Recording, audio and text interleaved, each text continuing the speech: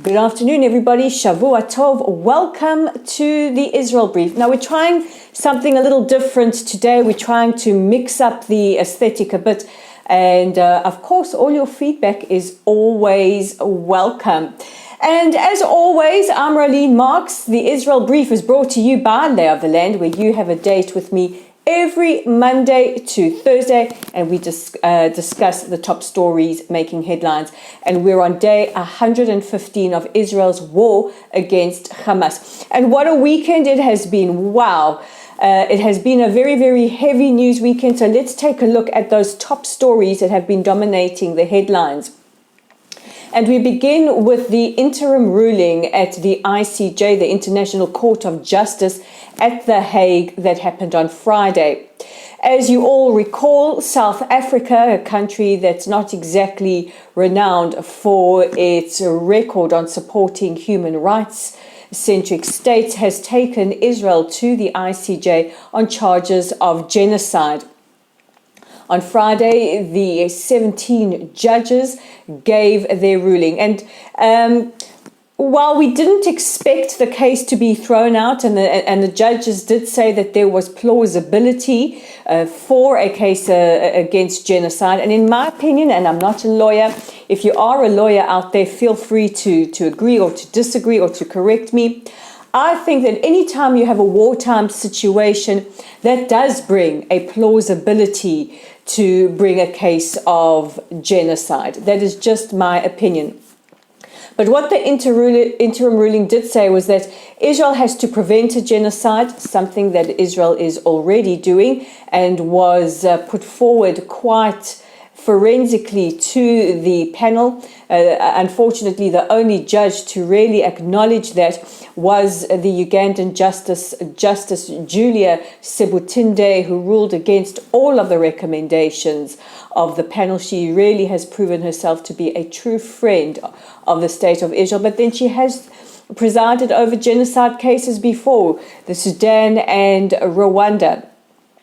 The justices also decided or also recommended that Israel extend humanitarian aid.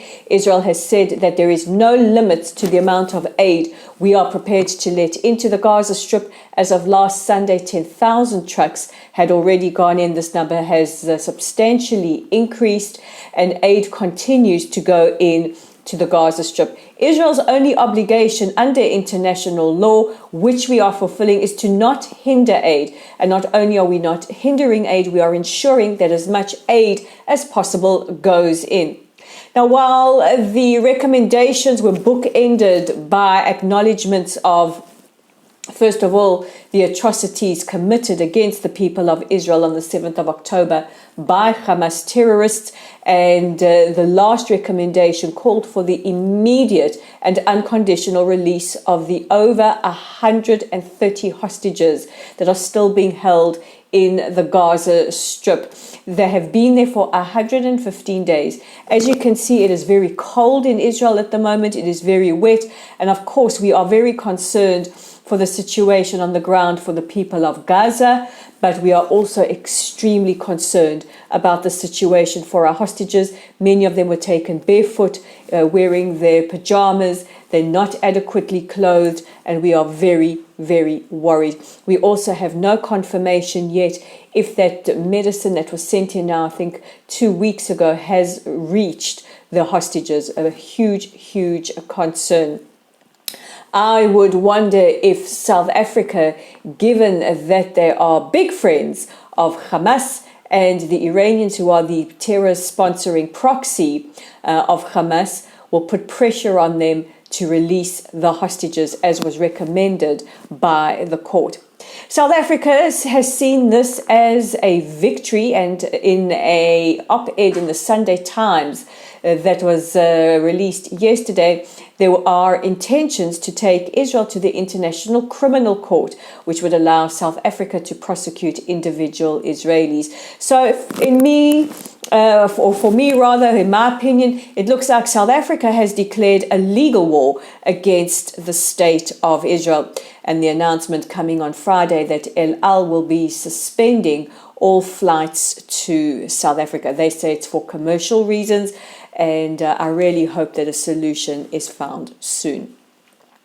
The other big story making headlines over the weekend is UNRWA, the United Nations Relief Works Agency. This is the agency, and only the Palestinians are the only refugees that have a generational agency to take care of them. Now, this is the agency that is allegedly responsible for ensuring that aid gets to the Palestinian people. However, in a damning expose released by the IDF, the Shin Bet, as well as UN Watch, it seems that UNRWA's role in the atrocities of the 7th of October has been recorded and exposed. The New York Times is actually running with a massive expose today. So what has been found in the expose?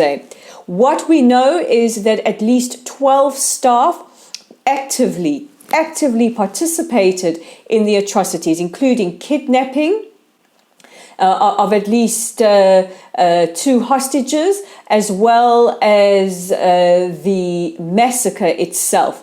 So, in not so many words, murdering and raping Israeli civilians. In fact, a short while ago, Israeli authorities say they believe that at least 10% of UNRWA employees, which are in the tens of thousands, belong to terror groups. This is quite extraordinary.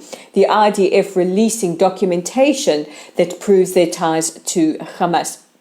We know that at least 2 hostages were held by UNRWA staff. A social worker working for UNRWA is responsible for taking the body of a murdered Israeli soldier back into the Gaza Strip. 9 of these employees have been confirmed dead, but the rest of them have been suspended. And as per the Telegraph channel that UNRWA staff used, at least 300, just let that sink in for a second, 300 praised and celebrated the atrocities of October the 7th. I keep wanting to say September the 11th because for Israelis, it is like that attack. At least 16 countries, and as of a short while ago, the European Union, who are one of the main sponsors of UNRWA, have said that they will suspend and freeze their funding. The EU have said they will pause their funding for a month, but countries like Canada, Japan, the United States, the United Kingdom, Estonia, Finland, Germany, France, Austria have all said that they are freezing their aid. So right now, the count is at 15 countries suspending aid, and the EU as a body is suspending aid. The United Nations Relief Works Agency head Philippe Lazzarini has appealed to these nations please not to freeze their aid. He says, don't judge the entire agency by the actions of a few, but this is systemic. As many of you have seen with the footage supplied by the IDF, as they move through the tunnels, you see UNRWA branding, UN branding all the time. The foreign minister of Germany says that Palestinians don't need UNRWA for aid. There are other channels that can be used to disseminate aid. And while we're on the subject of the International Court of Justice, Cabinet Minister Gideon Saar has announced that he intends to open a case at the ICJ against Iran for genocide. He says that Iranian ministers on numerous occasions, and we see it all the time on Twitter, and we've heard it so many times, have called for the eradication of the state of Israel. They have used genocidal language, and they are also backing Hamas. Interestingly enough, the IRNA news channel reported on Friday that South Africa's President Cyril Ramaphosa spoke to Iranian President Raisi shortly before the court gave its recommendations. And also there are a lot of questions being raised in South Africa. How much of a role is Iran playing as far as sponsoring South Africa's foreign policy? A question that seems to be on the increase in South Africa at the moment.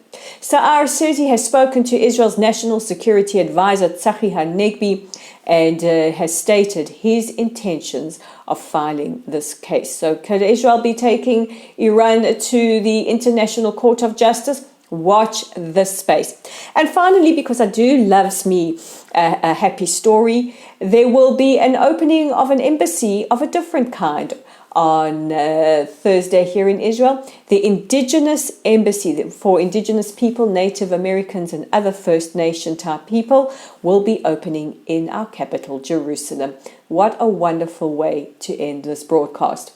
So if you like our broadcasts, don't forget to subscribe by clicking on the red subscribe button.